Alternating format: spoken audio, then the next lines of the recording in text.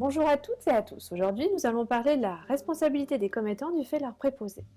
Nous avons vu que le droit prévoit que l'on est responsable des conséquences civiles de ses propres actes, c'est l'article 1382 du Code civil. Mais dans certaines hypothèses, le Code civil prévoit que l'on peut aussi être responsable des actes d'autrui. En effet, l'article 1384 du Code civil dispose dans son premier alinéa que l'on est responsable non seulement du dommage que l'on cause par son propre fait, mais encore de celui qui est causé par le fait des personnes dont on doit répondre. Et l'alinéa 5 de poursuivre dans un cas spécifique au sujet des maîtres et commettants, que ces derniers sont responsables des dommages causés par leurs domestiques et préposés dans les fonctions auxquelles ils les ont employés. Mais qu'est-ce que cela signifie ? Eh bien, cela veut dire que le commettant, autrement dit l'employeur, est responsable des dommages commis par son préposé, autrement dit le salarié, dans l'exercice de ses fonctions. La justification de ce texte est simple. Dans la mesure où l'employeur va tirer profit de l'activité du salarié, il est normal que celui-ci supporte le risque lié à cette activité en termes de responsabilité. Mais alors, est-ce que cela veut dire que tous les salariés sont protégés, quoi qu'ils fassent sur leur lieu de travail ?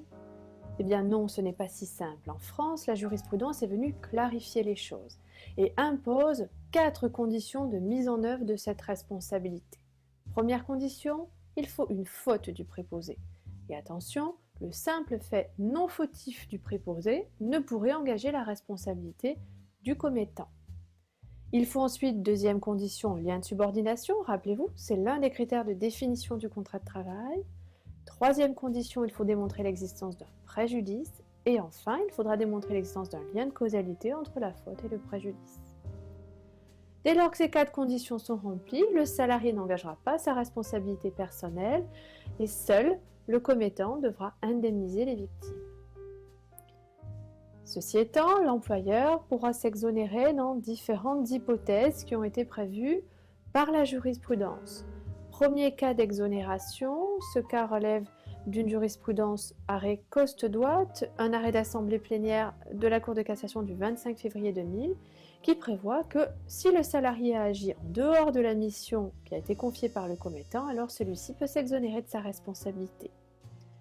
Deuxième hypothèse d'exonération qui a été énoncée par l'arrêt Cousin, arrêt d'assemblée plénière de la Cour de cassation du 14 décembre 2001, c'est lorsque l'employé, le salarié, a commis une faute pénale. Dans ce cas-là, le commettant pourra également s'exonérer de cette responsabilité.